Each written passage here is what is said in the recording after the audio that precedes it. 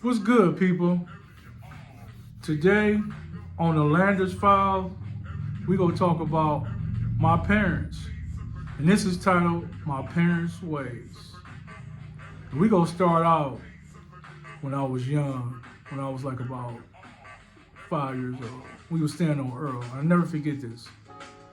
Me and my father was together, and like I said, we stayed on Earl. Either we was coming from the house, going up Earl, or we was coming down Earl to go back home.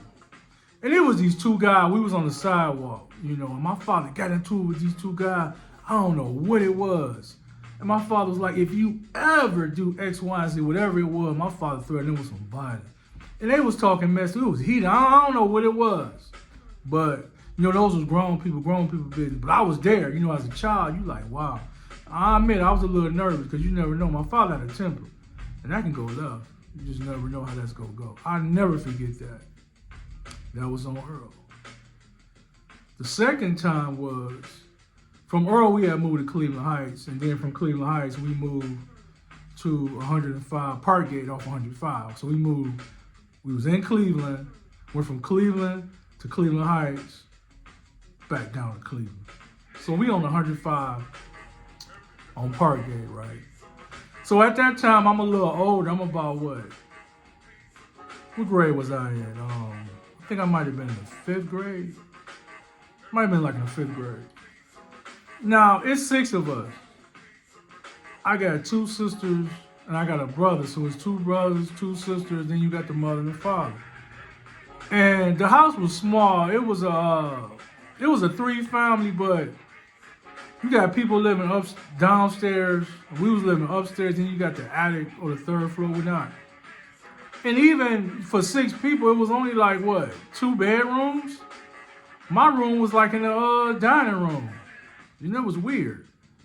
I think my sisters I forgot how it was it 3 rooms, but I didn't have a room regardless. It wasn't enough rooms for everybody. Just put it like that. So going forward, I remember it was this guy his name was Gary, and he stayed on the third floor. And you can tell he was on drugs. He was a drug addict. Crack wasn't out yet, but he could have been on heroin or whatever, coke, whatever. And he might have had a woman staying with him up there. I don't know. But at the time, they used to have loud music, and when you stay in a house like that, you gotta be careful with your music. You gotta be mindful of people, especially working people that got kids. This fool was playing music late at night. I'm talking about 11, 12, 1, 2 in the morning. And my father was working I think my father was working second shift.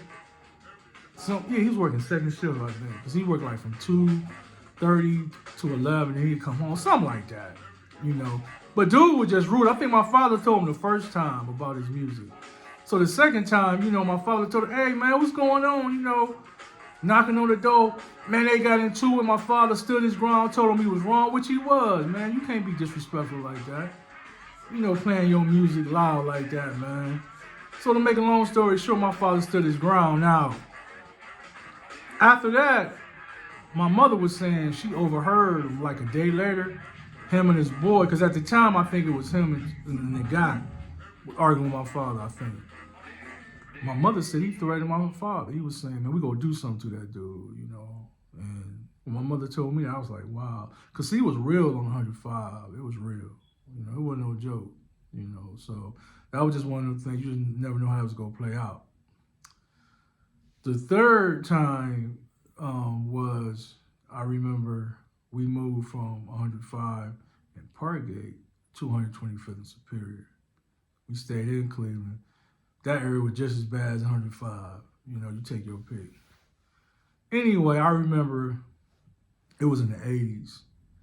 And I don't know, I think I was in high school. I was in high school at that time. And I used to love basketball. And I remember the Cavs was playing the Sixers. That's when the Sixers, I think that year they won, I don't think they was that good that one year. And the Cavaliers was on the rise. They had Mark Price, Brad Daugherty. And they was kicking the Sixers' butt. So I remember this guy got shot right kind of like across the street from us, because my father said he witnessed it. He said he heard some guys arguing, and a guy went up to the car, and after that, I guess guy saw the gun or he started running, and they shot him, pop, pop. And you heard a guy scream, ah!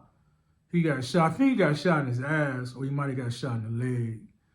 And my mother, you know, she was crying and stuff, you know, like that. And mother called the police crying, hysterical and all that. And my father, he actually went out there to tend the guy. You know, like how, you know, like in basketball, when a player get hurt on the court, you know, especially his leg or something, he on the ground, the coach go out there. That's how my father was. No, I'm thinking in my mind, F them, man, forget them. You know, them dudes thugs, I don't give it up. Let them dudes bleed out. Because I was watching the game. I was like, man, fuck that. I wouldn't have went out there. You know, I would have just waited till the game, you know what I'm saying, till the game went off. Then I might have called the police. I definitely wouldn't have went out there. I probably would have called the police then. But back then, we ain't had no cell phone. So if my sister was on the phone, he'd have been ass out. But anyway, my father went out there. He might have had some towels or something, whatever. He attended the guy. Me personally, I wouldn't have did that, but hey, that's the type of person my father is. And my mother, you know, she being all concerned, I'm looking at the guy like, man, F them gang members. My mother was looking at like, that's a human being, you know. That's her, you know, my mother on a whole different mentality. So is my father. You know, that's how they looking at it. But me, I wasn't looking at it like that. But that's how my parents are. You know, that's the type of people they are. And then I'm gonna say the last one was experience with my parents was, and this one was crazy.